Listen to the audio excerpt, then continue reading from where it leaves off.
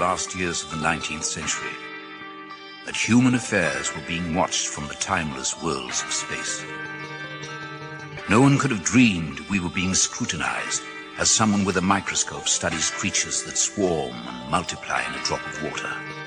Few men even considered the possibility of life on other planets. And yet, across the gulf of space, minds immeasurably superior to ours regarded this Earth with envious eyes. And slowly and surely, they drew their plans against us.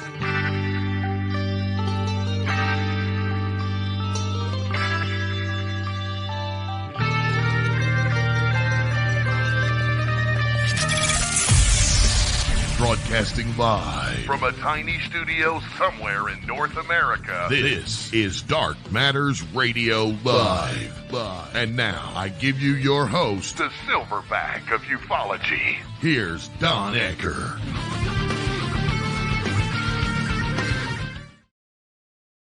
And gang, welcome to a brand new edition of Dark Matters Radio, right here, only on KGRA Digital Broadcasting.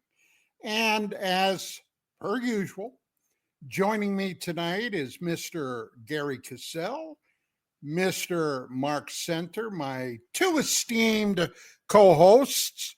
And tonight should be a very interesting show.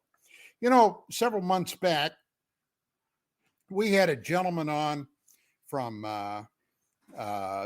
that actually Gerry and Mark had both bumped into on YouTube. Manny, okay, who is an awesome freaking researcher who's been examining the whole disclosure business, the names now that are most prominent in disclosure, people like Luis Elizondo, people like Hal Puthoff, people like, well, I could go on and on and on. What's the use? They've been around, well, Puthoff and people like Kit Green, they've been around forever. They're sheepwash spooks, okay? All worked in or with the Central Intelligence Agency on various projects. And for some reason, UFOs now, of course, UAPs got them interested. Hang on a second. My little Joey here, my little Sheltie, finally is coming around for dinner. There you go, buddy. Had it ready to go.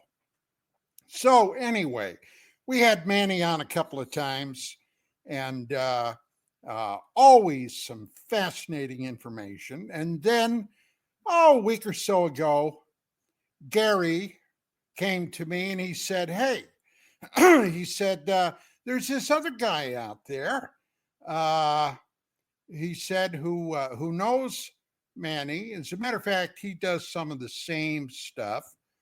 And he's called Red Panda. What's the rest of it? Koala. Yeah. Red So I heard that name. Koala. I thought he was like some sort of like wild animal sanctuary guy. I thought maybe he was trans there for a minute. Is that your pronouns? Is that but anyway, he said he's been doing a lot of this background research too. And he said, I think it would be great to have him come on. And I said, hey, that sounds like a heck of an idea. Then Mark told me, he said, yeah, he said, I've seen him on the web. I've seen him up there on the web. So when I wrote up the promo for the show, Skywatcher, our executive producer, got back to me and said, oh, yeah, I know that guy. By the way, tell that guy that if he's ever interested in possibly doing a broadcast, put him in touch with me. And I said, I'll pass that word along. He said, it should be a great show, Don. And I said, okay, we'll find out. So tonight, that's what we're doing. And I'm curious, when he told you that, Don, did he say anything like, hey, Ma, I'm doing a show?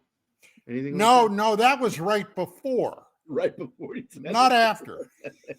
So anyway, Chanel, bring on our guest, Red. Red, I'm going to call you Red, if that's okay. Is that okay? Your mic's muted. Your There we go. mic There is we go. There still we go. muted. There we go. Can you hear me? There you go. Yes, Yes. you can call me Red. Yes, I'm not transitioning or anything. It's okay, so people always ask me, what's up with the name? Hey, red. That was a joke. Yeah, yeah. Well, people are curious, like, what's up with the name? And I do have my little red hat, my red panda hat here. It's just two animals I liked. When I first got into this in like 2018, 2019, everyone had like UFO in their name, or like UAP, or like disclosure. So like, I didn't want to be like Disclosure Josh or like UFO Josh or something like that. So I was like, oh, well, I'll just pick two animals that I like and I'll You just see put them my together. name? Silverback. Yeah. Well, that's not what I call myself. That's not what I name myself. But yeah, Anyway. nice to be here. Nice to be here. And I know Gerry from Twitter and stuff. And yeah, I'm excited to be here. Talk all this UFO disclosure stuff. You know Gerry? Yeah. We've been. He's been I'm in a space or sorry. two, and I'm very sorry. Yeah, we did it. We did a chat together on whose show was that? I think it was just a space on. It might have been MySpace or Chupacabra space, but yeah, you'd hopped in, or maybe Logan's. I think Chupa was hosting it, and I met you and I met them, and I was like, you got. I enjoyed talking to all you guys. Oh yeah, it's fun. And we do have a specific beat that we kind of cover, as you mentioned. That would also Manny, who I think he's a great part of the community and whatnot. I love that guy. I really do. We kind of cover some of the darker sides of this whole disclosure thing. It gets pretty nasty for some people, and basically what we've come to learn. And I guess maybe it would be helpful if I give my little backstory of how I came to where I'm at with all this stuff. So 2017, right? I was always into history and stuff, but I never really came across the UFO stuff until 2017. And I graduated from college in like 2016, and I wanted to do a Cold War history channel. So, and currently my channel is down, but I am on Rumble and Odyssey. Or no, not Odyssey. Yeah, Odyssey. No, BitChute. Sorry, I'm on Rumble and BitChute. So look for it there. And originally I wanted to make documentaries, like Cold War history documentaries. So like Chilean coup, Guatemalan coup, right? Like these kind of like hour long, get as much information as I can and kind of present it. I don't really show my face on my documentaries, and I feel like that kind of helps with the like immersion. And I try and find as many like old historical clips as I can. Um, and then basically the 2017 stuff happens. I was already saving up for a PC to like start editing and whatnot. And I was just like, basically, as soon as I saw the David Fravor Tic Tac interview on Tucker Carlson, I remember it well. Basically, just every day since then, been obsessed with this subject and learning more and more about it. I definitely think there is something to it. I think there's a non-human element flying around our skies and whatnot. It's been doing it for ever. But I do think also with this current thing, and so I was kind of fortunate. I started making my videos. I did videos about like Tom DeLonge, right? Like he's an interesting character. I went through and I got all of his statements he had made because he was kind of a central figure of this whole 2017 rollout. And I put it all in like chronological order, right? So like so people don't have to watch all these interviews. And then I did a series on Colares, which I think is a very fascinating UFO flap out there in Brazil in the 70s. And then I did a 3-part series that was kind of my take on the whole like Project Sign, Project Grudge, Project Blue Book thing. And I think it's actually really good. I mean, of course I do, but yeah, it's like 6 hours total, right? So I was always interested, always felt like I was part of the cause, like even early on. And then something that, and this kind of ties into what me and Manny talked about in Chupacabra and others, is what I learned was there's a very hardcore narrative control element actively today. And it's like, it's so dumb that I even have to say it's like, obviously there would be, right? Like, and fortunately, like a lot of my research into the old historical stuff really helped me recognize patterns of like, oh, that's what's happening here. Like this is happening there. And basically what I learned was it almost seems like, and every day it feels more and more like it, that there's a big like undercover Scientology op going on amidst this whole thing. And that's what it feels like. I agree. Yeah, and it feels a little. Look, I've been doing this UFO research. My wife and I published for over 20 years UFO magazine, which was the magazine of record in this field. Magazine itself started in 1986. I came on board in 88. Now, my wife is a journalism graduate and had been a working reporter. I am a medically retired criminal investigator. Oh, nice. Okay. So When I went into this, it was with the idea to go strictly for the facts.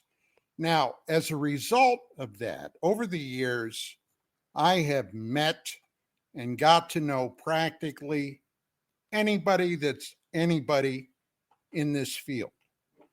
And one of the people that I knew prior to his death was actually quite a famous individual in his own right, Ingo Swann. Now, if you know who Ingo Swann is, Ingo was the man that designed the protocols for the Stargate program, okay, remote viewing. Now, I did a lot of, and incidentally, Red, my major in college was history. Originally, I wanted to be a history instructor. Nice. So you two have a lot in common. Yeah, I had a lot of conversations with Ingo, and one of the things I discovered from the days of SRI, if you know anything about the history of this field, you know that in the mid to latter 60s, the CIA became very concerned about a gap, psychic research, okay, that they were going balls to the wall for. You know, a decade earlier, it had been a missile gap. All right. Our rockets were blown up on the pad. The Russians were putting satellites in orbit. So now the psychic thing. Well, one of the people that got involved in this was Dr. Hal Puthoff. Now, as it turns out, Hal Puthoff had been a Scientology member. One of the stars at SRI, a guy by the name of Pat Price, allegedly one of the most gifted psychics in the world, was a closet Scientologist.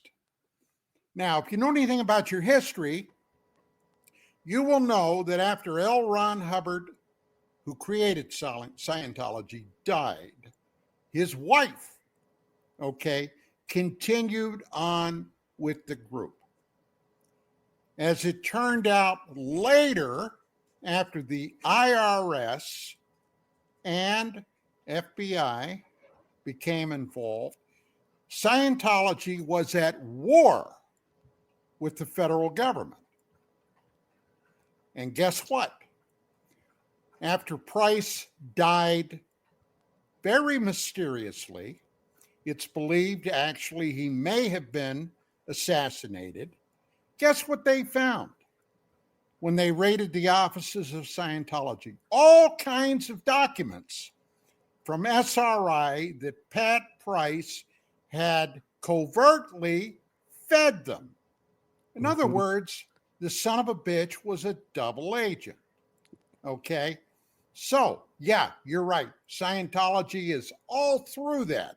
Now, my question is why? Do you have any thoughts on that? On why they were doing that back then or today kind of thing? Any or Oh, well, both. even Well, now, yeah, let me whatever. just elaborate on all that too. Because, yeah, so, and that's great what you were saying there too, because it kind of ties into some stuff I learned today. I'm not sure if you guys are familiar with Ron Pandolfi. I'm sure you are, being in the Of field for us. course.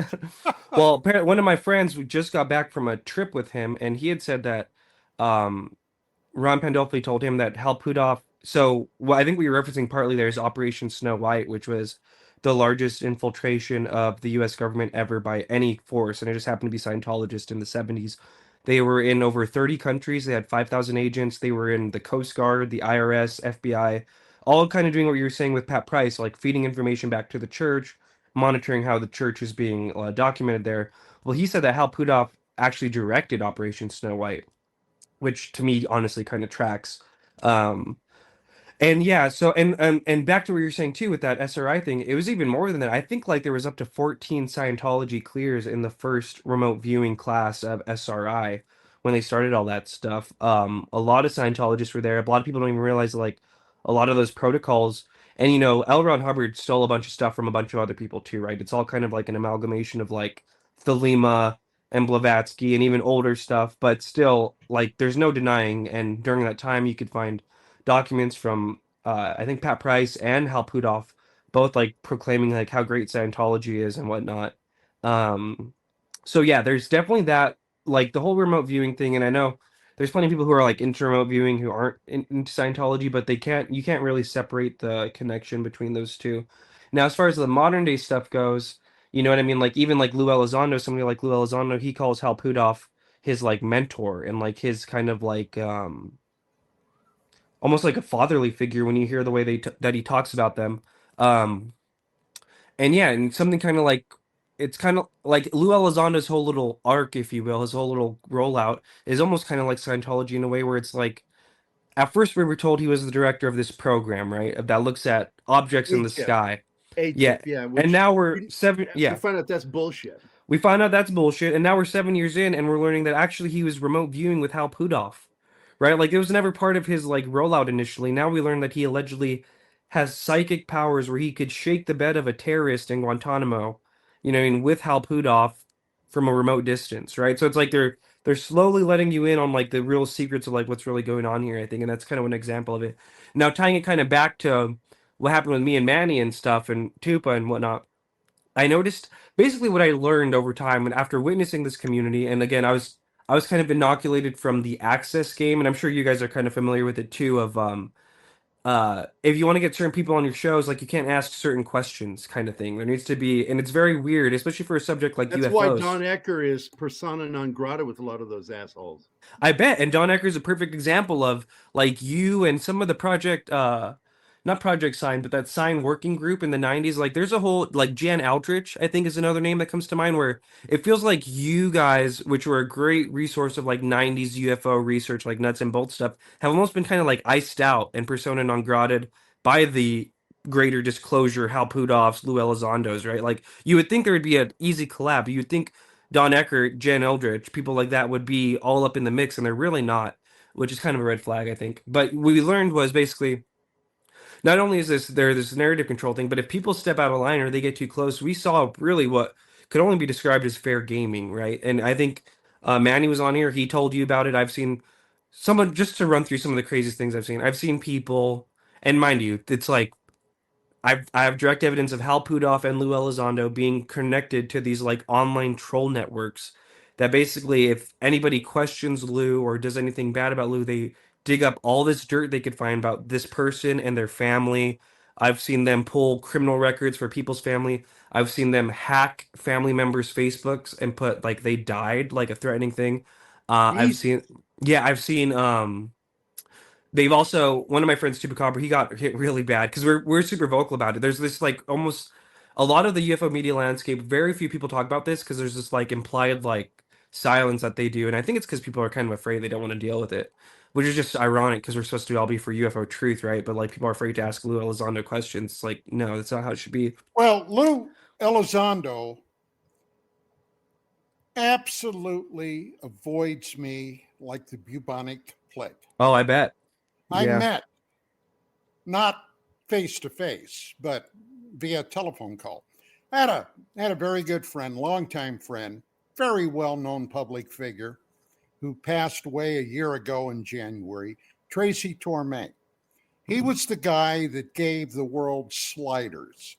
He was one of the principal writers on the first couple of seasons of Star Trek: The Next Generation. He wrote he wrote the screenplay for the Travis Walton story, Fire in the Sky. Okay. Oh, wow. Guy was very much into the UFO field. We knew each other since about 1990. And when Unidentified, the television series that was running on the History Channel, I found out about it. And of course, I watched it. I watched every episode. Elizondo was one of the people very prominent on that show. And Tracy called me up. This is a couple of years ago. And he said, hey, Don, he said, do you know this fella? And I said, no, I don't. He said, well, and then we chatted about the show. He said, well, I'm going to try to track him down. I want to get to meet him. I said, okay, Tracy, that's great. So anyway, he did. And he got back to me. And he said, I told Lou he ought to do your show. And I said, well, thanks, man. I said, you know what? I'd love to talk to him. Check with him, find out if you could give me his number, and I'll call him up. So he did. And he got back and he said, yeah, he said he'd be happy to talk to you. Great. So about a week went by, and then I called him. And when I called him, he couldn't get me off the phone fast enough. He said, hey, he said, look, he said, something's going on here. He said, I'll tell you what, I'll call you this weekend. I got your home number. I said, okay, great. So the weekend came. I waited all weekend. Nothing. So I waited a few days and I called him back. Same thing. Oh, I'll call you this weekend. Okay. Never called me. So this time I waited 2 weeks and I called him back and he started to give me this song and dance. And I knew by then it was bullshit. Look, when I was a cop, I interviewed hundreds, if not thousands of people over the years. And you ask Mark or Gerry, they'll tell you I'm pretty good at reading somebody. Okay. I had to do it. And so I knew then that there was something rotten in the old smokehouse. Now, I've been very public about that. The guy lied to me through his teeth. And he knew. Now I can look at somebody and give them their due if they say, you know what, Ecker, I don't want to talk to you for whatever reason. Okay. I can understand that because sure as hell, a lot of people I don't want to talk to, but you know, but to string somebody along, and that tells me when somebody does that something inside wires are crossed, dude. So just a little bit more information on Pudov. I've gone deep into Scientology, especially since YouTube kind of blew up on it. And you actually got more access, right? So I was watching these 3-hour long, back and forth and stuff. This Pudov guy was a OT8 in 71, very early on and very high up. If you're an OT8, you're in full bore. You're 100% a believer. So should it surprise us at all that the tactics played by the Scientology group are going to be played in this whole disclosure thing? Absolutely not. Yeah, exactly. It makes sense. And I even had someone in a space today talking about how Scientologists had infiltrated like the Canadian trucker movement and stuff like that. They have their fingers in so many things. So they have so many friend organizations. Like, what a weird thing to go into. What do you think is their interest in that? I think they're kind of, in many ways, they're actually kind of counterculture. Like Scientology knew about MK Ultra in the 50s and whatnot, and they are kind of hip to a lot of this UFO stuff. So I think they just try and latch on to any of those kind of fringe counterculture movements, and then they're able to kind of like over time slowly, which I think is what's happening in the UFO thing, right? Like if you look at it, even separate of the crazy narrative control, there's this element where to me it seems like they're setting up all these different parts that are kind of Scientology belief systems without saying it's Scientology, right? So it's like we're far away, in my opinion, trying to sneak people into Scientology. Exactly. Like there's UFOs, right? Which is making the joke, but they're trying to go in the back door. They are. There's UFOs, right? There's things we can't see in the sky, right? And then now all of a sudden, though, this disclosure movement encompasses past life regressions, where it's a big Scientology topic. Leslie Kean, right? She comes out with the 2017 article. Ever since then, she's basically been doing a lot of past life regression stuff.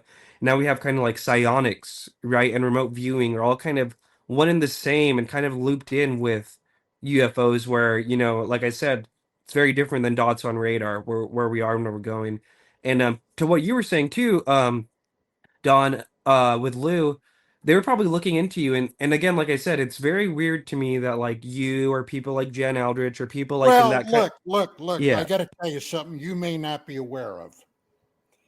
Back in November of 91 and in June of 92, I broke 2 huge UFO stories on national television. One was the former Soviet Union's Phobos 2 probe that went to Mars and was, according to the Russian space agency, not me, their probe was rammed by something. Now that's a whole show in itself. Oh yeah. Okay, but that happened.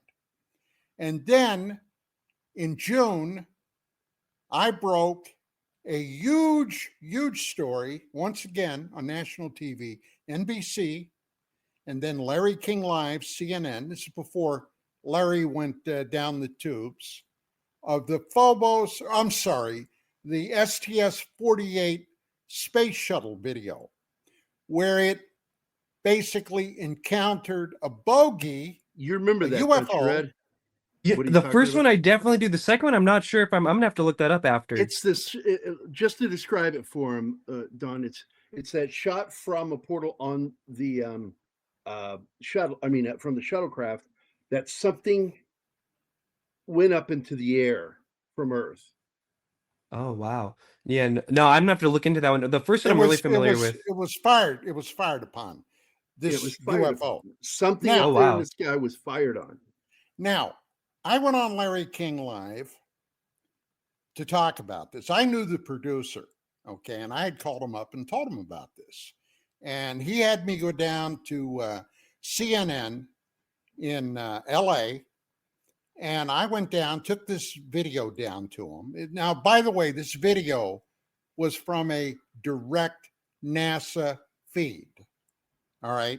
This was from the space shuttle. And I took it down. They looked at it and he said, "Oh my God." He said, that was awesome. He said, "Well, yeah, definitely want to have you on with Larry, but we got to have a skeptic on too." So originally there was Phil Klass, who was infamous in the field, but he didn't want to do it. So they got Jim Oberg, who was a NASA contract scientist. Okay. Well, I'm familiar with him, yeah. The bottom line is I ate Oberg's lunch on that show. Okay. Jim Oberg. To this day, he's still on Reddit threads to this day and stuff. And actually, I think he came across, because I did a video on Marina Popovich, who she talked about that Phobos thing a bit. This was the Soviet cosmonaut. She never went to space, but she trained. That is who I brought to American television, was Marina Popovich. Wow, yeah, cool. So yeah, I did a whole video about her and her husband. I knew Marina. Wow, that's amazing. We got to do a video about that at some point. That's cool that you. But anyway, let me tell you what happened. So, at the very end of the show with King and Oberg, okay, we only took 2 telephone calls. Now, I don't know how old you are, Red, but if you ever watched Larry King, the show itself went around the globe on CNN. And they would take phone calls from everywhere, but only 2 phone calls were taken on that show. And they were both from NASA contract employees. Okay. And both of these guys covertly had involvement with this thing. All right. With this incident. One of them, okay, Bruce Maccabee. Do you know who Bruce Maccabee was? Yes, and he passed away recently, right? Yeah, I think he did. Yeah, I didn't. Maccabee, and I'm blanking on the other guy's name. Took this video to the Congressional Science Committee secretly. They were convinced there was warfare going on in space. Okay. They were trying to get congressional involvement. Now, the Pentagon, in the meantime, and NASA were ticked off Now, we had a source, the magazine, had a source back in D.C. Okay. This guy, later I found out, he was probably a spook, but he worked for a defense intelligence magazine. And he called me up 2 days afterwards. And he said, since the show, what have you heard from anybody? And I said, not a bloody word, nothing. I thought we would get calls from news organizations all over the country. I said, not one single remark. He said, one thing I can tell you, Don, he said, you totally pissed off the Pentagon. And I said, I did. He said, oh, yeah. He said, you sure did. And do you know what they did? And I said, no, not a clue. He said, that live feed from the shuttle that you got that video from, it is now an encrypted feed. And since June, Red, of 1992, anything you've ever seen from outer space has been vetted first. Wow. Okay. Or It's time not delay. live. Wow. What an Nothing interesting live. part of American history and UFO cover-up history you're a part. You basically caused them to have to pre-screen everything because you busted them on the live feed. Wow, that's amazing. Yeah. That's what happens when you have a voice in the national to international field. And they have slowly and methodically cut Don out. And that's why what I'm doing is getting guys like you and Manny, and I want to find more guys out there and start pushing up on these Yeah. guys. Yeah, because it's like it's super controlled right now, and to what I was saying too with there's the element of like they're icing guys like Don and Jan Eldridge out, right? But they're also this element that I've noticed, this pattern where it's like they like to latch on to people who are fresh, right? Who don't have the historical knowledge and wherewithal, almost like they're naive to the game kind of thing. And even with people like Schellenberger, right, at these super high levels, like he's still pretty fresh. Like I think he was only in it for like a year or two when he did his congressional testimony, and I don't care who you are. I've been in it for what, like 7 years now?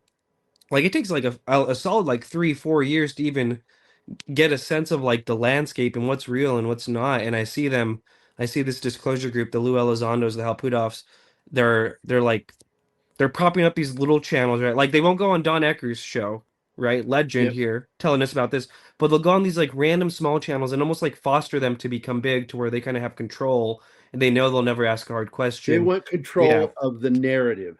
Yeah. Exactly. Super hardcore. Well, and you got to think, why? you- Why would they be afraid of Don? You've got guys like, as much as I like Joe Rogan, he's done a lot of good work, interesting stuff, right? That's why he can go for 3 hours. But he doesn't challenge, you'll does he? kind of listen to the whole thing if it's somebody you want to hear from.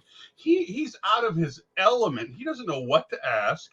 He doesn't know the history. He doesn't know any of that stuff. Yeah. So while it's interesting to have Lazar on and Greer, oh my God, and have guys like that, he doesn't know what to ask. So Greer will only go on if I had a show, which I don't, and I had 3 subscribers, he'd come on my show because he'd think I'm a nobody, right? Oh, this guy, and nobody knows me. I've done work with Don since the 80s. And Wow.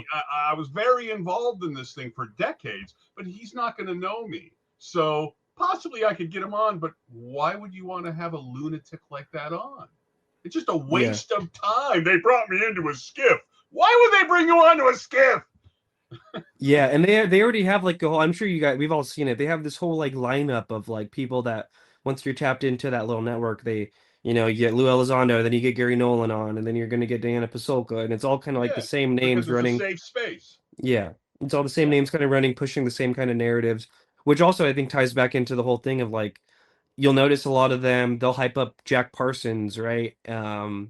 Where it's like, to me, that just screams like OTO Scientology stuff, because he was either, like, I don't know. There's just a lot of that. You'll notice a lot of, there's a core lineup that they have. I'll give you a little history lesson here. Okay. Jack Parsons, L. Ron Hubbard, and who was the other guy? Aleister Crowley. Crowley. Okay. They were all asshole buddies. Literally. Okay. Back in the 40s. And L. Ron Hubbard borrowed some money from Jack Parsons. Well, let's say he borrowed some money, all right? And then he borrowed Parsons' girlfriend. Yep. Did you know that? Yeah, I did. It's pretty. Apparently, he was super charismatic. I mean, if he built that whole cult, I guess apparently everyone was infatuated with him at the Jack Parsons house there when he rolled along. Right. and then Parsons died under very mysterious circumstances. Yeah. Now, for you people out in KGRA DB Radio Land, if you don't know who Jack Parsons was, he was the guy that began JPL, the Jet Propulsion Lab. All right. They even did a TV series about these people. Yeah. Now, Parsons was also into fireworks. He loved to blow shit up. All right. And he had been doing it for quite a while. But there was a very mysterious, enigmatic crossover between Parsons, Hubbard, and Crowley, okay, where maybe, and hey, I wasn't there. I don't know this. This is information I've gleaned over the years. Maybe somebody put the hoodoo on Jack Parsons. And guess what? He was working on his fireworks. They blew up, tremendous explosion, and suddenly Jack Parsons was dead. Okay? Now, you tell me, was there something else going on there or not? So I just throw that out for a little brain fodder. You can think about that. Back to your research, Red. Why haven't we heard hide nor hair of the punk rock bass player in a long time? Tom DeLonge? Is that where? Yep. They iced him out, and they kind of even did this before with Joe Fromage. I'm sure you guys know. It's like they latch on to people, they use them, they milk them dry, and then they just kind of kick them to the wind. But still, with socials and stuff, he could be out there. He isn't. He's done. Yeah, what do you think he had do you think he had a come to Jesus moment about it all behind the scenes and realized that like he was kind of being used more than he felt like, or he was forced out with a little cash or threats or something? Yeah, maybe that too. I wonder the same thing about Grush. It seems like Grush came on, made a big splash, and is now kind of like taking the more backseat role. I think a lot of these, from the Lockheed Skunk Works. Yeah, where in the hell's he at? Oh yeah, that was one of the names that really got me on a board too early on. Who was that guy? I even forgot his Steve Justice. Do you remember Steve Justice, the Lockheed guy who was part of TTSA? You never hear from him either anymore. Yeah, I don't know. A lot of what Tom DeLonge said, though, when you look back on it, it all kind of like lines up with Scientology lore, with what his insiders, who we now learn are Hal Puthoff and Lou Elizondo, were telling him about. Does the egg guy and what his thing about the love thing doesn't really hook up with Scientology? It does with the hippie movement, who Scientology moved in on. But the stuff that he said or how they've dealt with him, do you think there is a little bit, and I try and give everyone the benefit of the doubt, because Lou Elizondo has definitely, I really used to like Lou Elizondo, and then just seeing like the depths of depravity he is in, I don't want to taint everybody who comes out for me, but there's a little bit of that. Sure. But you got to remember too, I don't know if you guys saw this, and I clipped this, and that's what I've kind of been doing now since they got my YouTube down. I've just been clipping a bunch of stuff on X to make people think. It was after, and it was actually during the live Q&A for the Jake Barber special, is when Ross Coulthart said for the first time that I think Scientology knows a little bit more than they're letting on, right? And that was after filming this special with Jake Barber and the Skywatcher guys, who I've had good interactions with. They seem pleasant, but I also have had people who are ex-Scientologists tell me that some of the stuff Jake Barber says sounds very Scientology lingo-y, like psionics, and when you can do your psionic powers, you need to be in a state of like not hungry, not happy, not horny, not sad. Apparently that's very similar to Scientology clear. All right. But the biggest thing for me for that one was that Ross Coulthart, who's been in the field for 6 or 7 years, I've never heard him ever say anything akin to Scientology knows a lot about this, other than after he filmed the special with those guys. And he literally said it in the live Q&A. You can go look at News Nation. And you got to think, what conversations was he having in these past few months that made him have this point of view that he hadn't had previously? So, I don't know. I don't know. Well, I think it all goes back to Puthoff. I mean, this does. I think so too. Yeah. And you'll notice they talk it down. Generally speaking, especially when all this broke, a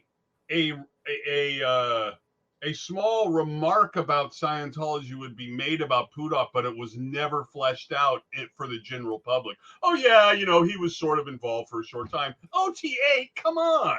He was married in a church. He wrote a bunch of literature, and that's a great point too. There's this weird obfuscation where everybody has a different story. If you listen to Lou Elizondo and Hal Puthoff, he was sent there by the CIA to monitor them for their tech, which is another thing you'll notice. They never crap on Scientology. It's always this weird inverted affirmation of it, where it's like, no, the Scientologists were so legit that Hal Puthoff was sent there by the CIA. You hear from Jack Sarfati, he kind of repeats the same thing. And then, but really interestingly, and we broke this the other day in a space, Rick Doty, whatever you want to say about him, and this is confirmed, he did work for Hal Puthoff from the 90s to the mid 2000s, and Hal Puthoff has spoken about this too, right? So people want to say, oh, well, Rick Doty's lying. Well, we have Hal Puthoff saying that, and he actually enjoys Rick Doty's company. And he said in the 90s, I guess they were just bouncing back UFO stuff off of him with his knowledge base of ops and whatnot. But he had said that Hal Puthoff was an active Scientologist, during the 90s, which is a lot later than they say. And not just that, he said he introduced him to multiple Scientologists while he worked with them, which would have been impossible if he left the church in the 70s and was a suppressive person. I don't think he's left. I don't think he's left either. I think they know. I think they're a little smarter about their branding, although not that much. Right, To the Stars is literally an L. Ron Hubbard book. They can't help themselves, but yeah, I think most of the people who are that high up, when they leave, they go public. Like the actor guy was an OT6 or something. He went onto the documentary. He did shows on TV because you put in so much time and money. Maybe you're pissed off, but you go public when you're that high and you leave. Yeah, exactly. It's a very casual. His relationship is very casual. It seems like every time it gets brought up. Yeah, right. I'm hoping to, and like you said, there has been a Scientology explosion kind of on YouTube, and I was kind of bummed. One of my favorite guys, I recommend people go look him up. He passed away recently. His name's Doug Kramer. His channel is called Dazed But Not Confused. It only had 10,000 subs. But what I liked is because a lot of the ex-Scientologists, to me, it almost seems like they get cartoony with it, and he would come at it with, he had all this historical knowledge too about Blavatsky and Thelema and the occult and the ways that they were hypnotizing people. And here's an example of what I mean when I say I like this guy's stuff, right? A lot of Scientologists will make fun of former Scientologists will make fun of their whole anti-psychiatry stance, but this guy kind of explains it even better. Where L. Ron Hubbard knew about MK Ultra in the 50s, and it wasn't just a broad Scientology thing. There was specific people, one of them being Jolyon West, who was a big MK Ultra scientist akin to Sidney Gottlieb, who we know Sidney Gottlieb was friends with Hal Puthoff. So there has to be an acknowledgement, I think, of not what they're doing right, but they're not just a cartoon villain. They hypnotize people. They know how to they know all the MK Ultra mind control stuff. They know how to put people in trances when they're doing their auditing and stuff like that, and give people. And this is something I've talked to a few ex-Scientologists. They have real if you didn't know you were being hypnotized, you would think you were having some kind of crazy esoteric experience, right? And they know how to manipulate that with a bunch of people. So a revelation of some sort. Yeah, and that's why when you see people like Tom Cruise when he was on Oprah and stuff like that, they literally look like they're on drugs and stuff because they get this euphoric high on crack. They get this euphoric high from some of the auditing practices they do, which is all just kind of MK Ultra mind control tactics. But if you're not aware of that, it seems like you're talking to God. You know what I mean? Right. Interesting. What are you working on now? Well, maybe not now, but recently. So actually, I'm curious to see what you guys all think about this. I'm really into the New Jersey drones, and it was actually kind of weird to me. It almost seemed like there was a little bit of a psyop where, as far as I'm concerned, and I'll say, while this was all happening, especially during the heat of it, I think I can say safely, not maybe the most, but definitely up there, anytime a video went viral, I tried to find the person and I do a little Twitter space with them. So I interviewed a bunch of witnesses of some of these really major viral videos too, and there was a lot of weirdness about the whole thing. And if you look at the statements from the politicians and whatnot, I think there's something definitely anomalous going on there. So I do have my New Jersey drone documentary that I'm waiting for YouTube to get back to me. We've been in this like back and forth, and I don't want my biggest fear is I'm going to put my New Jersey drone documentary up, and then someone's going to put it on YouTube, and then YouTube's going to give me back. So I'm trying to give YouTube a little bit of chance to let me back before I do that. But I do have a documentary on the New Jersey drones and it's only part one of multi-part. And then I do have another one that's kind of in the chamber. It needs a little bit more work, but on Spielberg and Close Encounters of the Third Kind, which will be fun because like since I got into this whole Scientology thing, I haven't really done a good historical video in a while. Like my video before this was about Lou Elizondo, and it kind of ties into this whole thing. So yeah, basically coming up, I got New Jersey drone doc and the Spielberg Close Encounters doc. What's your overall look on that documentary? On the Spielberg one or the New Jersey one? No, the New Jersey one. Yeah, basically. So I go up until I cover.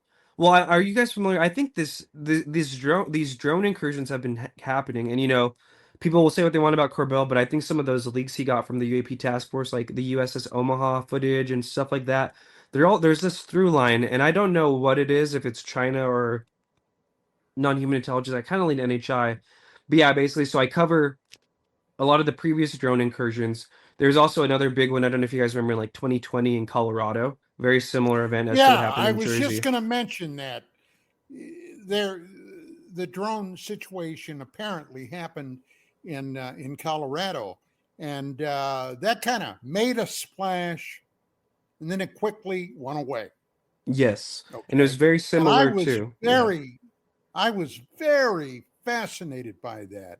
And when the Jersey thing happened, well, not just Jersey, it hit New York, it hit Pennsylvania, everywhere. Well,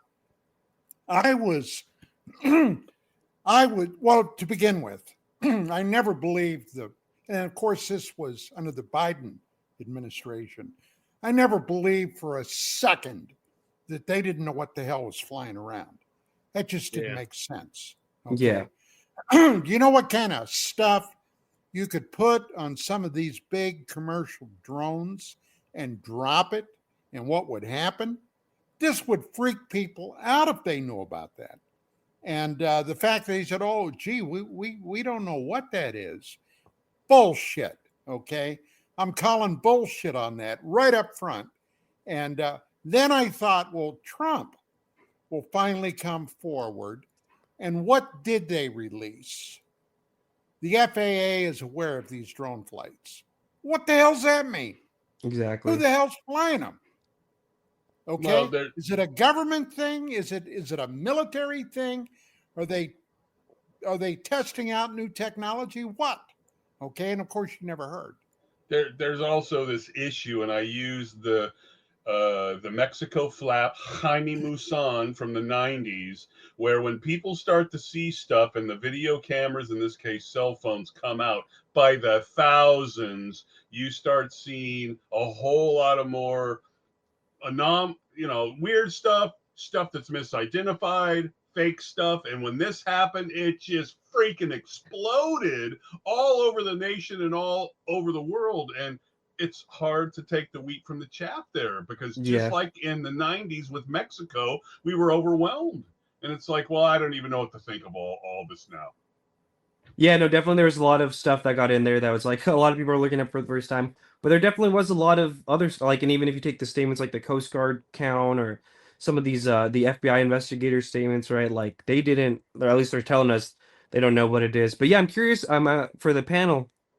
What is it? So you kind of gave it a little bit there, but compared to some of the previous flaps, right? Because to me, this is like the biggest UFO flap I've ever been living through. Well, how did it compare to, I guess, the Mexico one? And what was else in the 90s? Like what, Gulf Breeze and Hudson Valley? Personally, my knee jerk is I wouldn't even really try to analogize it in that way, because of the billions of HD cameras, the quick way to share the stuff, the PC and cell phone software, all of this other stuff comes in now. So I'm not saying that there isn't some interesting stuff there. I don't know what was going on there, but you get inundated with garbage in and garbage out. Where with the Mexico footage, there was a lot of it, but it wasn't being shot by thousands of people, uploaded by thousands of people. You didn't have really good software back there because Don and I were involved. I talked to Musan a couple of times, had lunch with him, and maybe something weird was going on there, but you'll notice that Musan and these people don't, if I'm not mistaken, how Musan, all these grandma and grandpas of the subject, they never had much to say about this drone thing. They were pretty quiet about the whole thing. It was weird, right? Right. And they might have been burnt before. It might have been clearly a lot of people were seeing horse shit in the sky and saying that it was the ETs and stuff, right? So well, I can recall I can recall when that whole Mexico thing broke. Yeah. It was July of 1991. Now, back in those days, now it's hard to believe, okay, how the technology has leaped forward, but people were using VHS camcorders. Yeah. That's what they were filming all these videos with. And I'll never forget, this was one of the first videos that I saw from that flap, was a UFO coming down from the sky, flying behind a building. Do you remember that, Mark? Right. That was a little, that's perfect to bring that up because the initial ones were discs in the sky from 4 different cameras at the same time, supposedly. But then that footage there, the wobbly disc as it goes behind, that was after the big flap really was heating up, like maybe even a year after. That's a pretty good example of the drone thing. Is there some weird stuff there? Absolutely. However, the deeper it went, the more polluted it got. Let me say this. Yeah. There was one more incident that happened that made a big splash at the time. The Mexican military, I don't know if it was the Air Force or whatever, had a flight of aircraft up, and on their radar, they detected a number of objects in the sky that they picked up on infrared and their radar. But these objects were invisible. They could not eyeball them. Do you recall that? Right, and that was in 1993. So you see the process. I'm not saying that's phony. I'm just saying the process from 91, which was organic from folks who had their own cameras and stuff, and then they had the eclipse come through, and everybody was trying to shoot the eclipse, and that's where these came from. You go 3 years into it, and you have some obviously fake stuff, and then possibly some weird stuff like that. Kind of the same thing with the drone thing. Might be some cool stuff there, but now it's just so much garbage out there. So much garbage. Now, Red, I wrote a paper about a year ago on the whole disclosure thing. Now, let me throw a name at you and see if you recognize this name. Gary Beckham. No. That's not this Gary, right? No. Gary Beckham. Beckum. I suggest you go up to Amazon Books. And I suggest, okay, he's got a number of books up there on the whole UFO intelligence thing. Now, Beckham, until he disappeared, okay, had a fascinating website, okay, starlight.org. And he was in the middle and interfacing with everybody in the field. I'm talking about intelligence people, where he wrote these books. His first one came out called Spies, Lies, and Polygraph Tape. Now, if you know your history, you'll recognize that Rick Doty was a part of that, the polygraph thing. But he wrote several other books. One of them was on Ingo Swann, To the Moon and Back with Love, Quantum Strangeness, okay, and I forget now offhand what the other one is, but you can get them very inexpensively. And I haven't talked to Beckham in probably 12 years, 10 or 12 years. He just freaking disappeared off the radar. But he did some awesome work. Now, my paper, I referenced some of his stuff, which I'm going to have to pick up on the other side because we're right now at the top of the show hour. We've got to take a break. So, ladies and gentlemen, tonight, our guest, RedPandaKoala, okay, maybe I'll have him once again tell you why he's calling himself that. Gerry Cassell, Mark Center, and I back with more goodies shortly. Stick around. And we are back. Hey, Don, he'll be. Oh, he's back. I just wanted to say it's interesting with this drone thing, especially nowadays. The drone thing kind of died out. We don't hear from it from the mainstream, nor do we hear about it to any great extent from the not so mainstream, be it X or Instagram or whatever, right? And regardless of what the people in power say about it, that has no bearing on the release of the information unless it's being pulled. But if hundreds of people are out there to shoot this stuff, it is, and I have no answer here, it's just a view. Why is it that after the drone thing and it died down, if there are still interesting things up there, we're just not seeing them? Well, let me finish my thought that I had before we had to go to break. Whatever. All right, because I think it's well, yeah, whatever. I think it's important. It's germane to the conversation.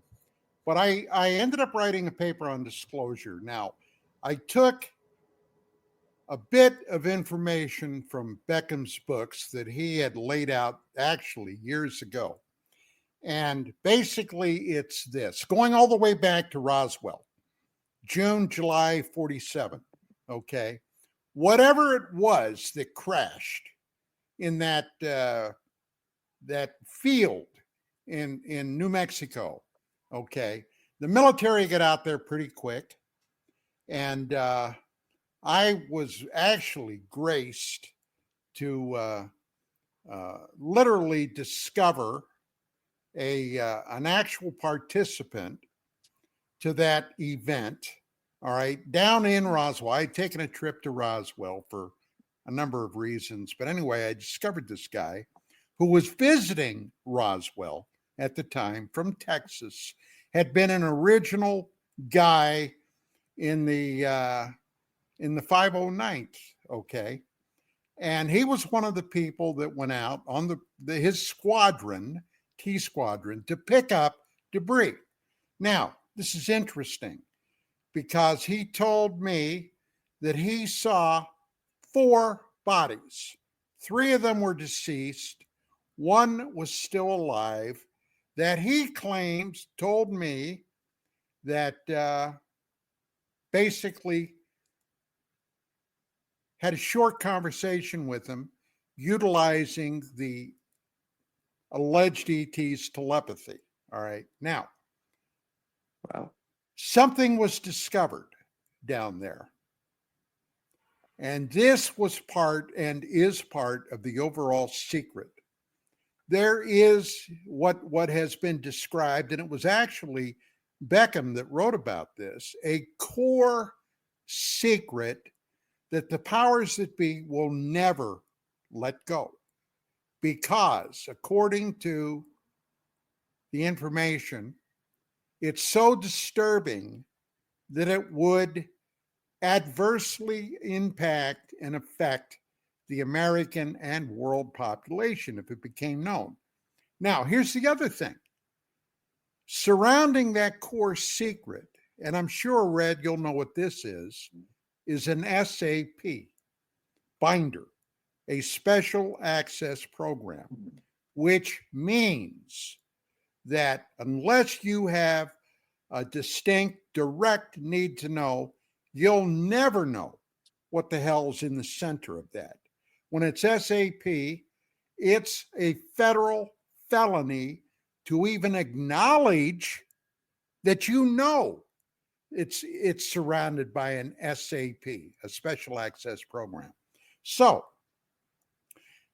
that was the tact I took.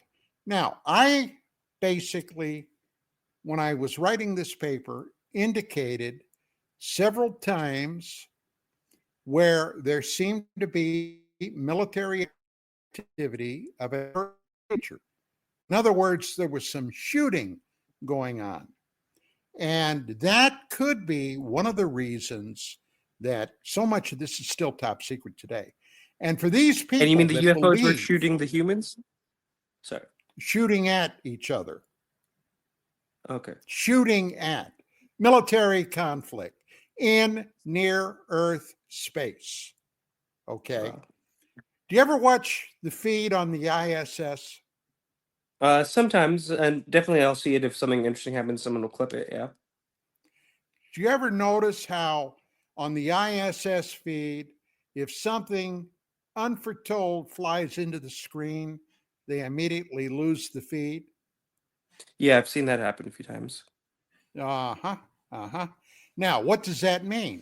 Does that mean a lot of people believe it's ET, or do we have our own stuff up there, which I think is highly likely? And it's top secret. They don't want anybody to know about it. And I mean, I've got a lot of background on why that might be, and we don't have time for it here. But Red, I'm telling you, the whole disclosure thing is a dog and pony show. You know what a dog and pony show is, right? Yeah, it's like all kind of fake. It's like a pipe dream kind of thing. No, it's where the pony screws the dog in a show. Oh, is that what that meant? I didn't even realize that's what that meant this whole time. Gerry, they're talking about you. Hey, man. One time at a party, man. One time, man. I One used the time. condom. I used the It wasn't condom. my fault it was on video. Yeah. Well, and I bet for you guys who've been around since like the 80s and 90s, it's like you're not going to get excited until like something big happens, right? Because you've already seen yeah, this before. Of course. Yeah. Look, it's no, and I always beat up on Greer, right? And it's no coincidence that he's been left out and now he's everywhere. Now he's everywhere, right? Making all these grandiose claims. When Don brings up an SAP, why would, since you can't even talk about an SAP, right? Why would somebody involved in an SAP, a group or whatever, invite that prick into a skiff or anywhere else, a black site or whatever, right, Don? Because they'd just be killed. I mean, come on. It's so ridiculous, man. I can't get over it. What's your read on him over the years, by the way? Where he started and where he is now, Greer? I feel like it's the same. It's the same. Back in the 90s, and I told this before, I'll make it real quick. He's on ABC, and he's going to vector in the UFOs. He was doing it back in the early 90s, right? When it broke. He's in Nevada or someplace like that, and they see something up there, and he goes, it looks like a good one. Looks like a good one. And ABC sends a Jeep up there, and it's kids drinking beer. Oh, wow. That gives you an idea. Now, has he been shown stuff? Maybe Hal has been shown stuff. I'm not one to say that they have. I tell Don all the time, can I prove that all of the material from the Billy Meyer case is fake? I can't. I cannot, right? He could have had something happen and then he blew it into a cult. I don't know. But Greer has been saying the same horse shit for 40 years, and he's saying more of it now. He's pissed off that he's not involved. They just completely said, we're not going to involve this guy. Go bring your information from the skiff. All right. Davy Crockett, king of the wild frontier. Yeah, I'm not a fan. I am not a fan. Yeah. I used to have one of those. Oh, nice. Yeah, it's a red panda fur version. But yeah, no, Greer, yeah, I do hear you, and it's kind of interesting now if you'll see with this Jake Barber psionic thing, it's like they're kind of swooping, although they're kind of giving him credit, but it's kind of like they're taking the CE5 thing from him. Which is kind of interesting. Look, I'm gonna tell you something. Over the years, I've thousands of people. Okay, now I was in the Army. I was in Vietnam. I was as far north in South Vietnam as you could go, out on fire bases. I've seen a lot of helicopters come in with supplies, ammunition, rations, you name it. I've seen them lower it down. I've seen them come in on UEs, UH-1s. I've seen them come in on shit hooks. That's a Chinook, two rotor blades on that thing. Okay. And I watched with Gerry and Mark this bullshit video. Oh, the egg one? Barber. The egg video. Let me tell you what, Bubba. Ain't no way. That's bullshit. And Russ Coulthard, or however you pronounce his name, that caused me to suspect he couldn't find his ass with both hands, 2 dogs, and a hunting license. He's completely invested in it. Wow. Yeah, the rotor wash or whatever it's called, I always thought was interesting about that, how there's like no indication that there's a helicopter above it on the sand. On whatever that was down below, because you can't tell even what that is. Worse than that, if that's the sound that you're hearing is not from the helicopter.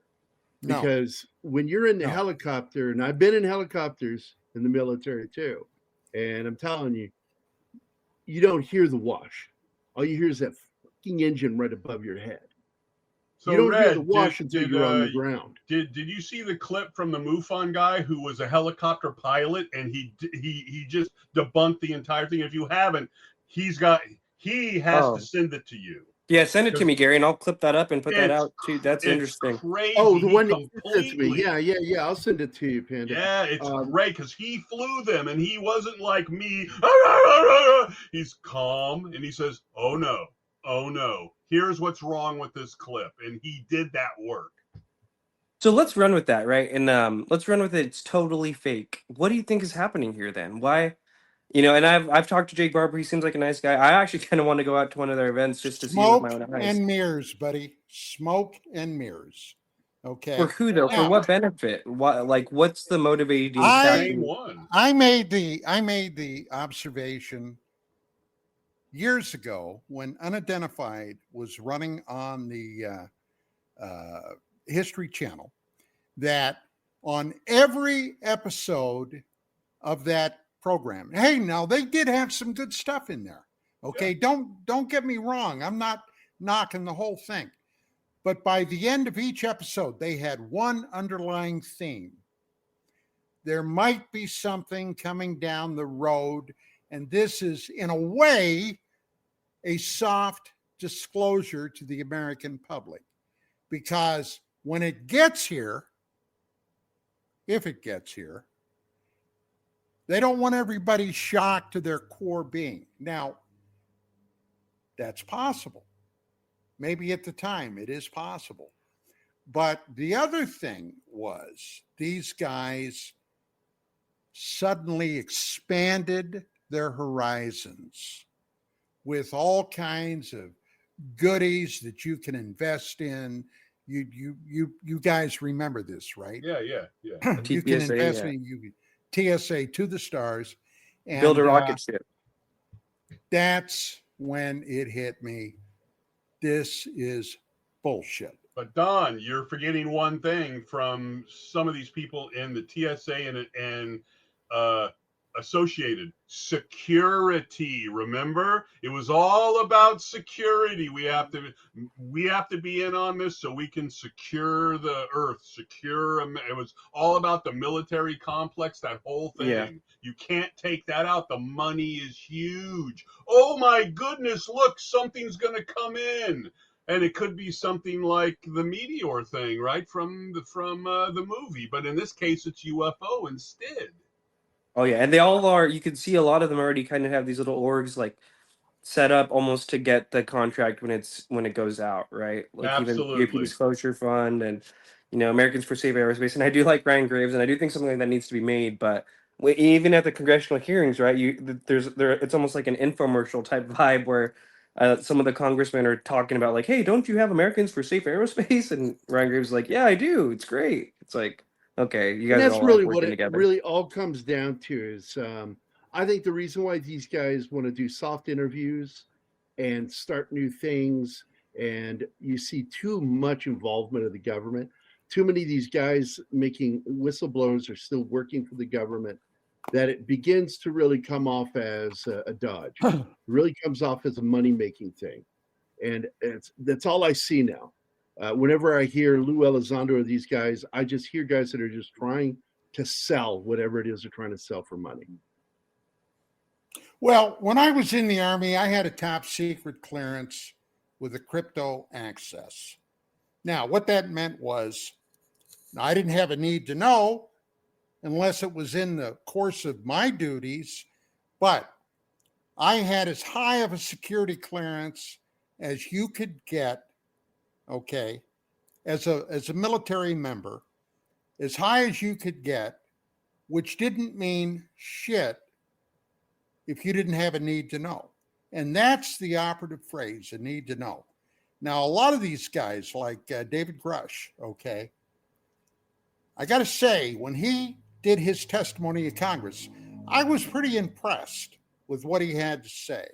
And Gerry and Mark and I have all talked about this off the air, okay. He said something, and he always made it very clear. He had no firsthand information. No Everything firsthand was knowledge. second or third hand knowledge. All right. But he did say one thing. And as a cop, it got to, well, former cop, it got to me immediately. He said, somebody asked him, has anybody died? Has anybody been killed? And he said, yes, they have. Not one dickhead in the Congress followed up on that. Okay, not one said, well, who, what, where, when, why? Right, yeah. Which the first thing I would have asked, okay, because if this thing is lethal, okay, in certain circumstances, I want to know about it. Well, then Gary Nolan comes along.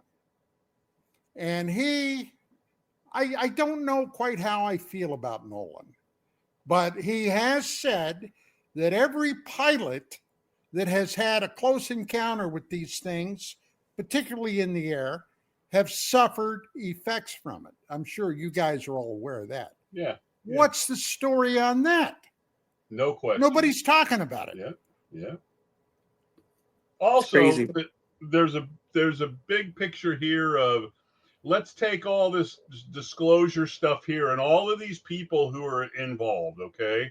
And let's say that that's just going to spin around like a stew. Does that really matter in the big picture thing if you have billions of HD cameras everywhere, on the sides of buildings, in taxis that show a meteor come in freaking Russia that we had never seen like that before?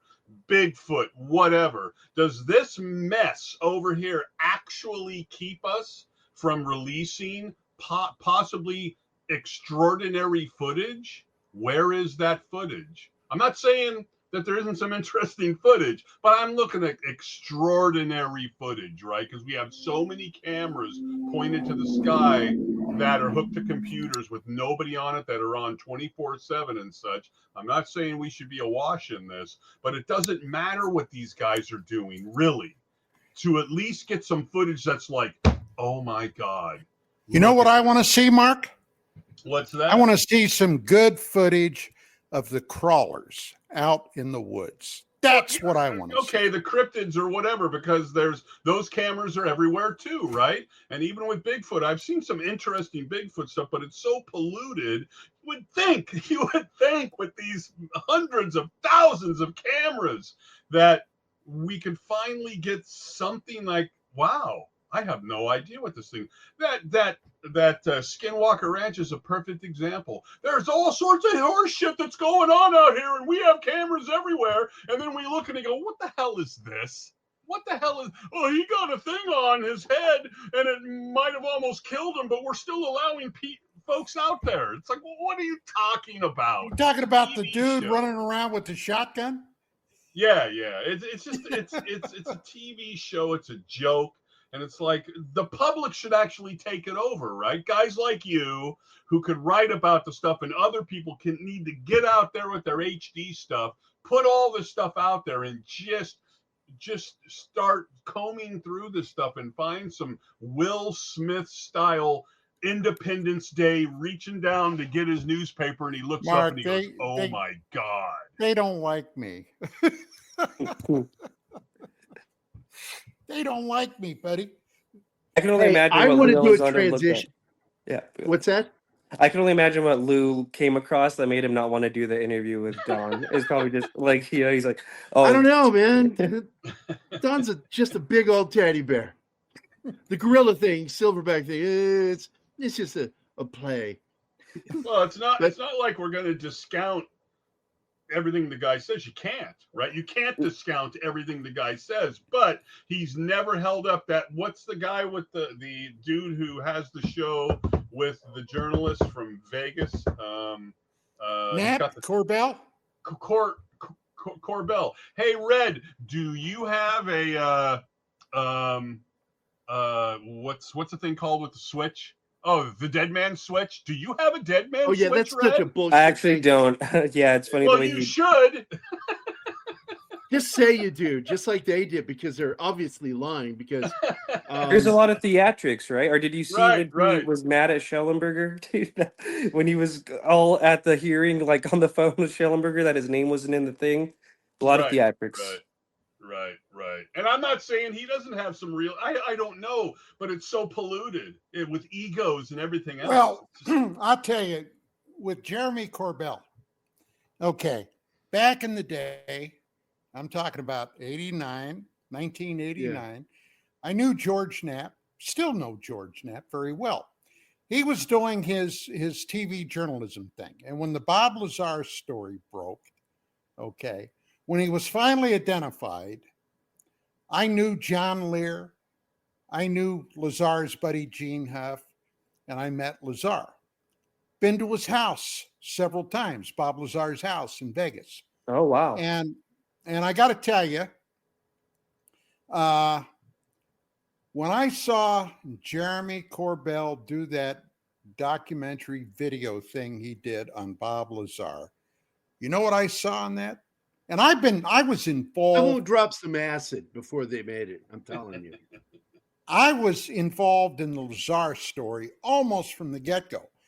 When they arrested Lazar, okay, for aiding and abetting a disorderly house. In other words, they were trying to blame him for the whorehouse down in Vegas. Now, Clark County, you can't own a whorehouse. The rest of Nevada, yeah, but not in Clark County. And they tried to nail Lazar on this. Is after he went public, right? So anyway, I'm down there, and I went down to kind of help. Actually, another guy and I went down to try to help him out any way we could. Me being an ex-cop, this other guy had been a cop too for a while. And we all know that Vegas was having a political election that year with the district attorney. He was trying to get a big win. At the time, there was nothing bigger than Bob Lazar in the news. That went world freaking wide, okay? So anyway, I'm watching Corbell's show. You know what I saw? Jeremy Corbell. There was a lot of B-roll.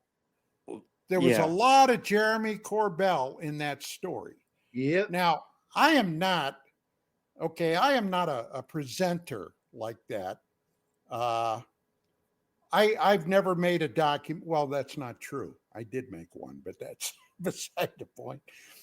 I know you don't inject yourself. A reporter, and my wife will tell you this because she was a reporter, you don't insert yourself in the fucking material, okay?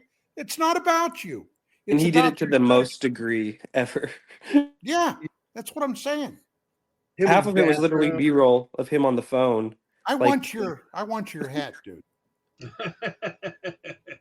It's fun. You can get them on Etsy. Yeah. You need to sell them on a store. here's something about that case I bang on, and maybe you could run with it. When they say, how did you vet Lazar? They say, well, we got other people who worked out at Area 51, and we asked them what color the walls were, what kind of tables they had. That's good work. Okay, great, fine.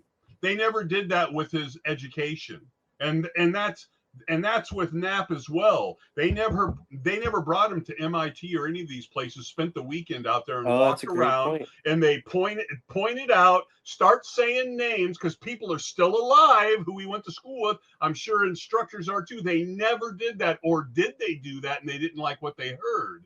Nobody's ever done that. So you'll use that good process to try to back up that, yes, he was at S4, well, not S4, but out there, but they never did it with his supposed education. So you may want to run with that and say, what the hell? That's basic research. I think these days Knapp even just kind of concedes that, like, he thinks Lazar was lying about his education.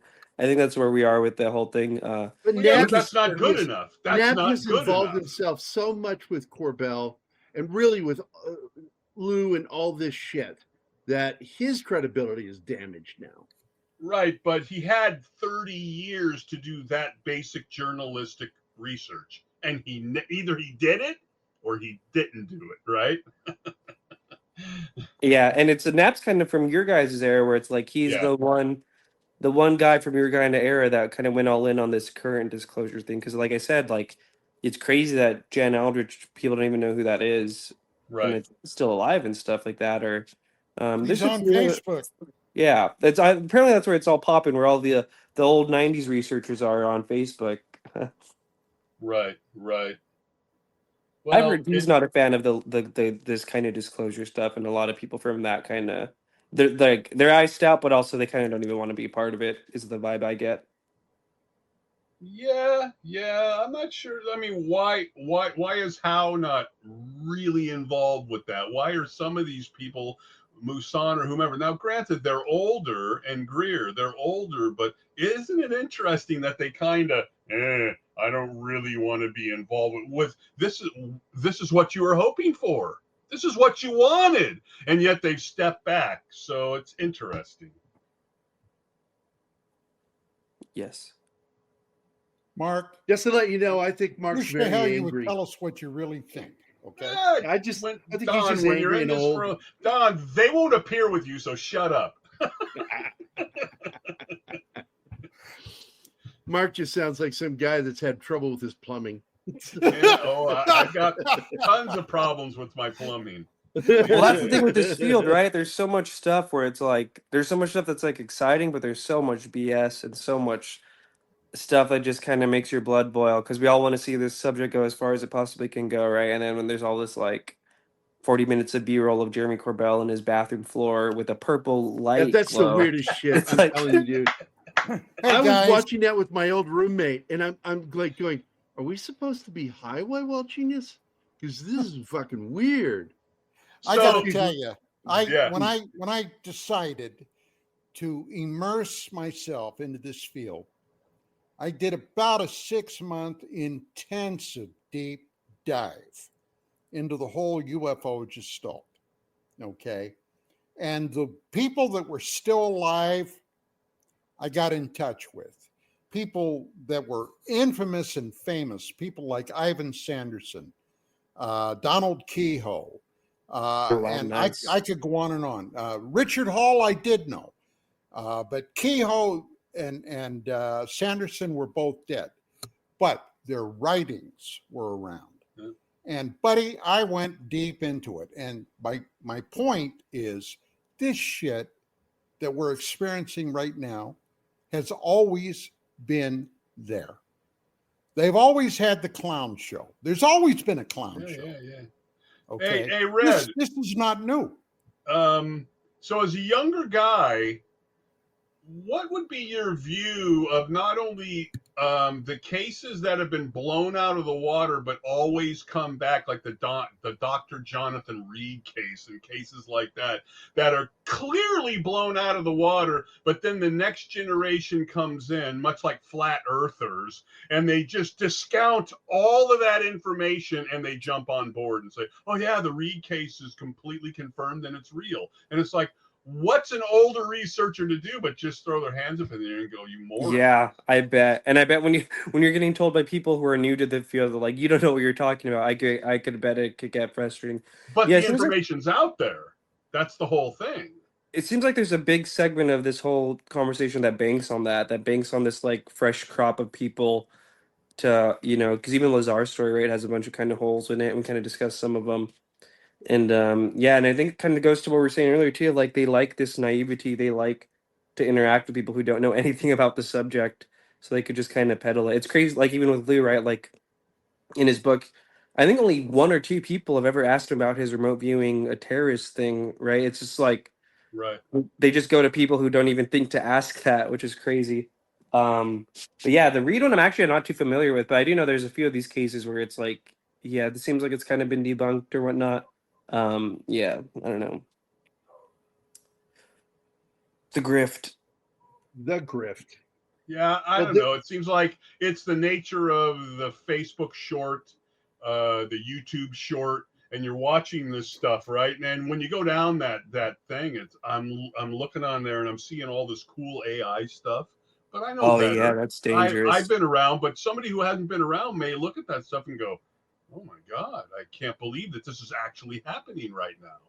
Or like Billy Carson, right? Like people like that who it's like, or the whole Gaia thing. Like it's crazy that these conventions like Contact in the Desert and whatnot, like their whole roster is like all these Gaia people who I've like never even heard of, like David Wilcock. Well, I do know about David Wilcock, but people like of that vein. Goodness. And Steve like, Cambion. Yeah. Hey, a shout out to Steve Cambion. Yeah, I like Steve Cambion a lot. But it's crazy how much it, and maybe it's on purpose, but it almost seems like they get pushed so hard, right? And like their stuff is so BS.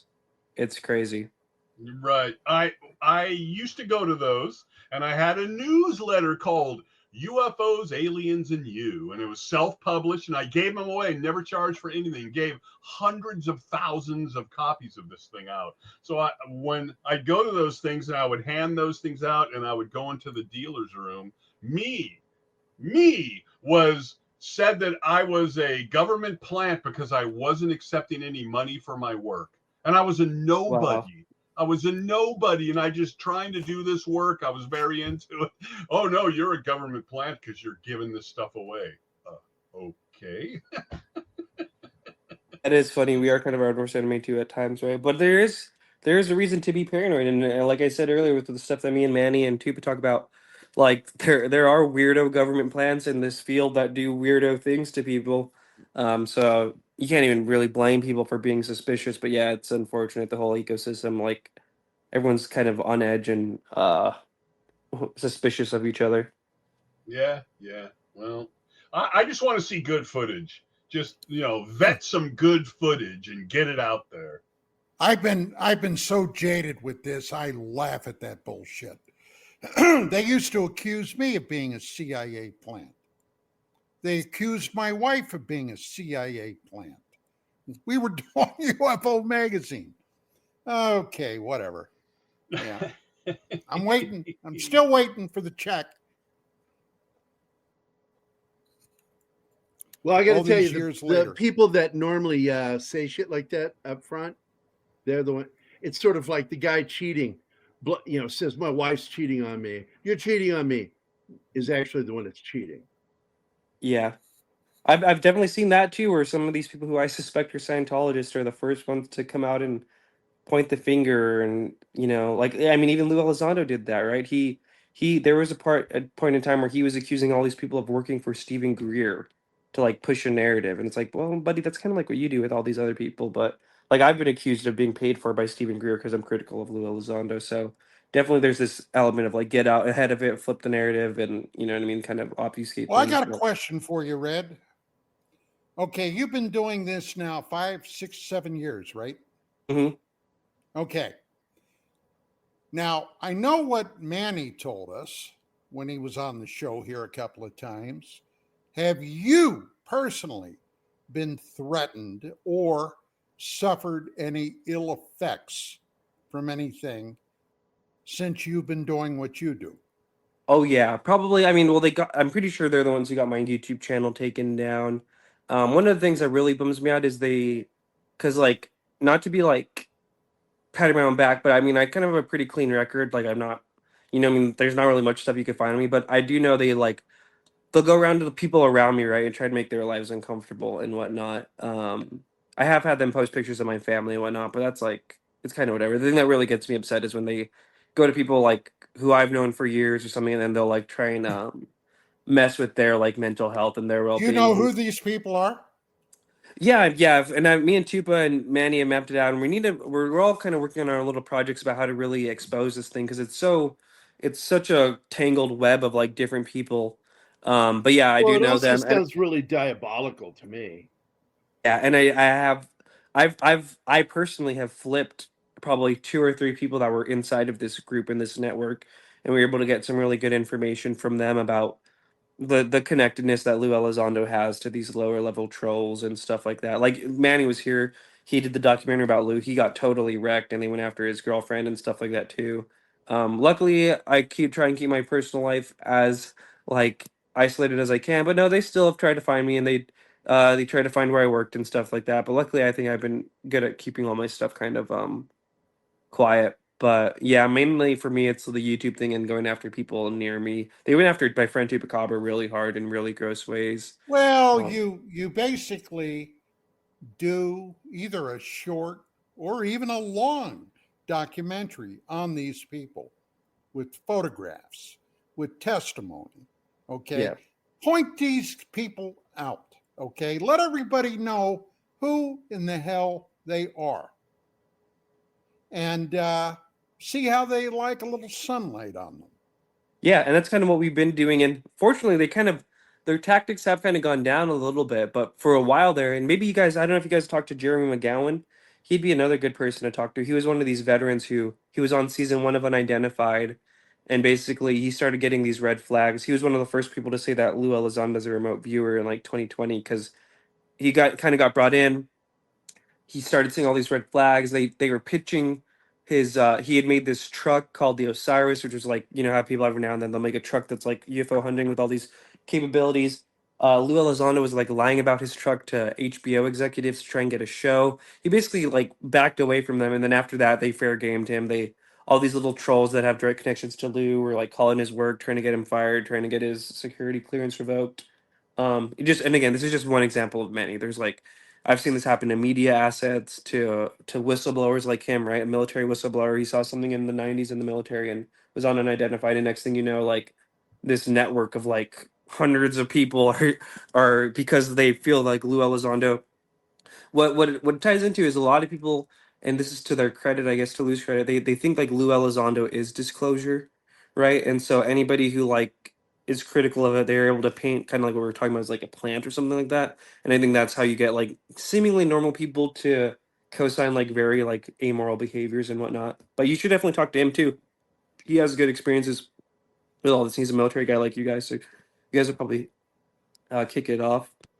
So you've been into this for 7 years. So in the time that Lou and Corbell has been out there in this whole disclosure thing, can you point to anything with meat or of worth of disclosure that any of these guys have No, and released?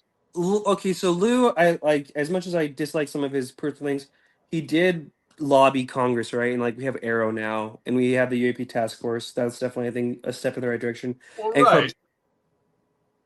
Yeah, and Corbell, I think like the UAP task force, he definitely had like Grush or somebody on the UAP task force who was leaking him these things, and I think some of that footage is actually pretty good. I know some people have like disputed some of it, but like the USS Omaha footage, the USS Zumwalt footage, I think is pretty interesting. Oh, And these they are some knew of the yeah, Grush. They knew Grunt. Knapp, Corbell, they knew him before any of this congressional business. yeah. And they knew Elizondo before any of this congressional business. So, if I were tasked to investigate that, that's the first thing I would zero in on. How did they meet? Agreed. Okay. How long have you guys all known each other? That's another thing. Exactly. And what's your view now?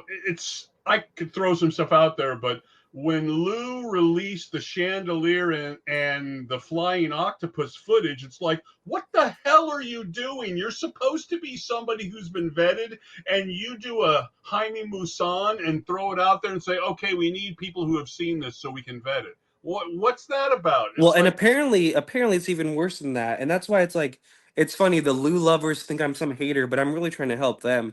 Because apparently he told two different people that he was trying to make businesses with that he interviewed the pilots from the chandelier thing. So like a total lie, right? And then it was so bad that he had to come clean. And then even after that, he set it up like he was set up by somebody to discredit him, even though he's behind the scenes telling people that he interviewed the pilots, and his fans just kind of eat it up. And it's like, guys, you're being manipulated. This guy is lying to you, and then he's lying to you after the fact, saying he was set up. He's been telling people about this photo for years, dude. Like, so yeah, I think that was really, I'm kind of glad it happened, because that was a really cut and dry example for people to see, like, oh, maybe this guy's kind of full of crap. Right. That was crazy. Or at least if the opportunities is there, there's a chance he'll take it. And that was an opportunity to get the cart before the horse, release it first. I released it first, which is a classic Maussan move, and then say, okay, we got to look into it and see if it's real or fake. That's not what you do. Also the element too of like, that was a paid show, right? Like if I was at that paid show, I would feel manipulated. It's like, why couldn't he have shown this on the billion interviews he's done, right? This is supposed to be some secret knowledge that you paid for, and then it turns out to be fake. And then it turns out that he's actually been lying about this. And then after the fact, he lies to me even more as the Lou consumer, saying that he was set up. You know what I mean? It's just crazy. Right. I had the same problem with Hoagland in the 90s when in those conferences, and I guess they're the same now, you pay extra money to go into a classroom setting, and they'll show, I went to one of Don's, but I didn't have to pay, where he showed some stuff on VHS tape. It was that long ago. So with Hoagland, we go in there and it's packed because he's like in his full power at this point. And it's 2.5 hours, and he's showing all this stuff. And I didn't take notes, but I went home, and as best I could, I wrote a thing up, and I got it onto CompuServe or something like that. And I actually faxed him a copy of it. And he was more pissed about me sharing private information that we paid $25 to hear than putting the information out. A little bit wrong, but it was somewhat within the realm of reason and he was pissed that I would share this private information. It's the same thing, right? Yeah, messed up. And that's why all my stuff's always been free on YouTube. And, some of my stuff, I don't know if you guys have seen it or not, it's on Rumble now, but it's really edited. It takes a long time for me to edit these things. A lot of times people will just kind of like talk in front of the camera, but I try and have a bunch of different cuts and stuff like that and make it the music timed well and stuff like that. And yeah, I've always felt it should be free and stuff, especially something like this. And it's something like this, to me, that just my grift bells go off, or my alarm bells, if there's ever this kind of like paywall for information about a topic like this. Like if it was that important, like there shouldn't be a how. Hello. Yeah, it's crazy. Well, this is a field set up for unscrupulous people. If you want to grift, oh brother, this is where you want to go. It's the Wild West. That's another thing I've noticed. It's like this whole field exists in this like weird Wild West, anything goes, right? Because it's been, and I do think there's a real phenomenon here, but the subject, and even in my videos I cover this too, and I'm sure you guys are aware of it, there have been intentional efforts by the government and other powers that be to make this whole thing a clown show, right? And in this clown show environment, people can do whatever the hell they want, bro. People are getting away with crazy stuff that in other industries and other fields, like, they'd already be hit with, like, you know what I mean, consumer fraud type stuff. But here you can just say, do whatever you want and sell it. And the sad thing is, a lot of people who see things, right, there's a lot of broken people in this field, right? So it's almost like there's vultures and predators in a field of broken people that are just looking to like latch onto anything, and they're just so easy for them to grift off these people. It's crazy. I'm going to give a very short example of people's unwillingness to be confronted with the facts. Back in the late 80s, 88 actually, first service, there was a guy out there by the name of Milton William Cooper, Bill Cooper. Mm-hmm. I knew Cooper from the get-go, okay? Now, I watched him expand his initial story to the heavens over a period of about 3 or 4 years. And the thing about him, the guy was, well, okay, not that I should make a big deal out of this, but the guy was a raging alcoholic, okay?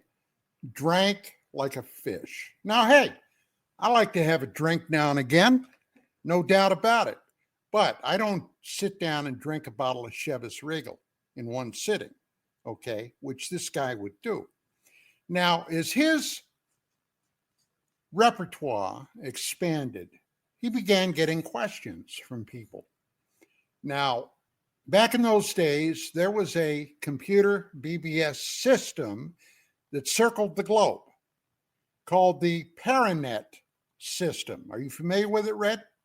No, is that just like another internet thing on a satellite or something? No. These were bulletin board. This is way before your time, I guess.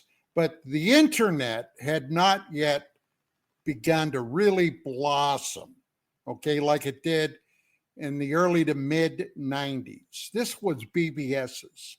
You would have a computer system set up, usually on dial-up modems, okay, but they were all interconnected. We had Paranet BBSs all over the US, in France, in Great Britain, in Germany, in Russia, in Japan, in Australia. And for the time, this was amazing. But anyway, okay, Paranet, Paranet, look it up. And the guy that began that system was a guy by the name of Jim Spicer. And I knew Jim very well. Well, make a long story short, Cooper put his first document on the Paranet BBS. I read it and I got in touch with him. And suddenly, as time went on, this began to expand. Now, back in those days, there were a couple of guys out there that were big names at the time. William Bill Moore, Jamie Chandra, okay? And Moore and Chandra were responsible initially for MJ12 and the MJ12 documents and the Snowbird documents. And Cooper originally verified this 150%. And then he began getting questioned and he turned on these people. Now, he did it with Moore, Chandra. He did it with Mike Corbin, very good friend of mine that ended up taking over Paranet from Jim Spicer. He did it with George Knapp. He did it with a lot of people. And ultimately, and John Lear is another important part of the story there with John Lear and Cooper.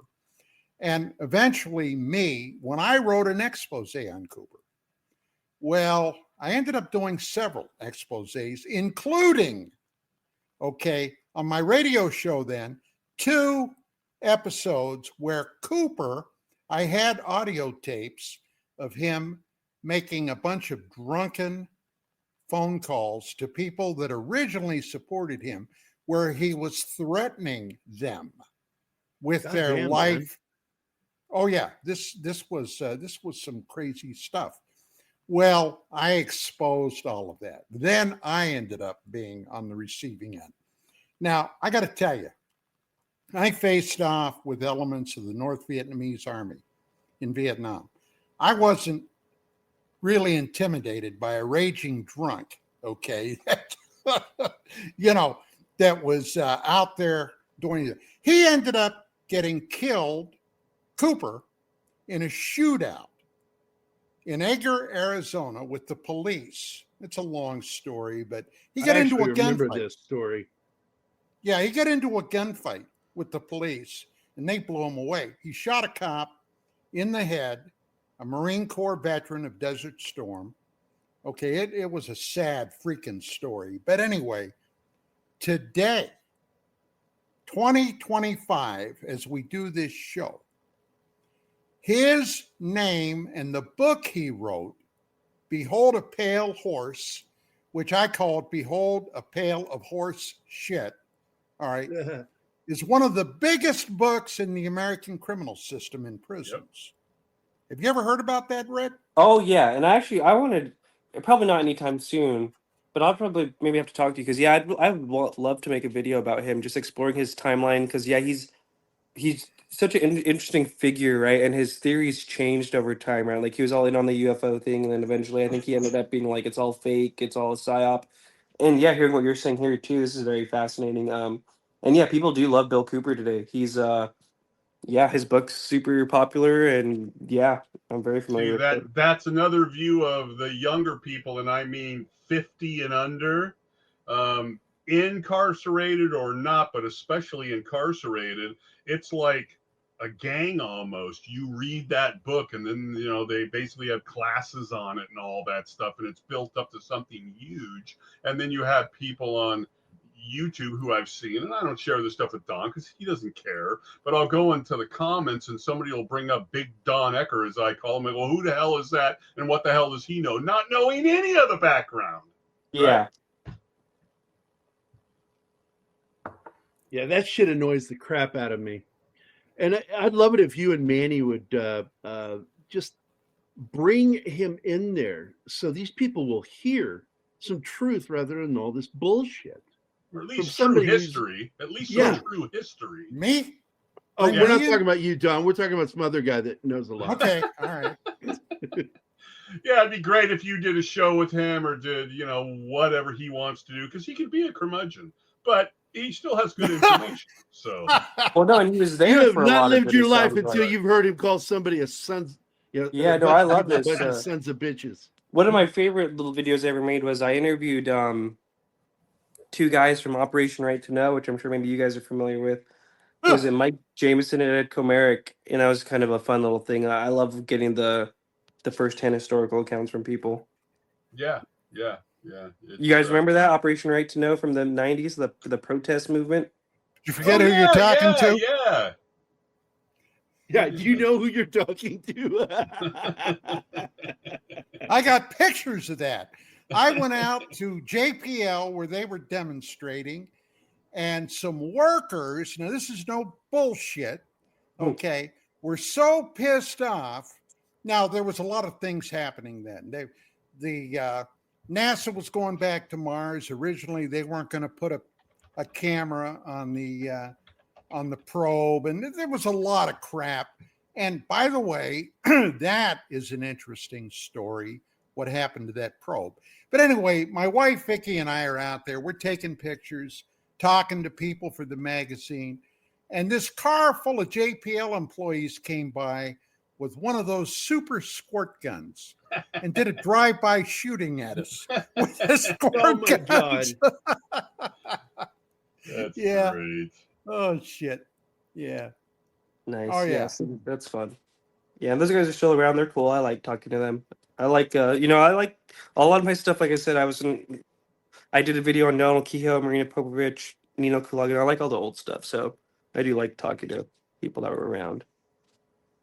Yeah. Old stuff.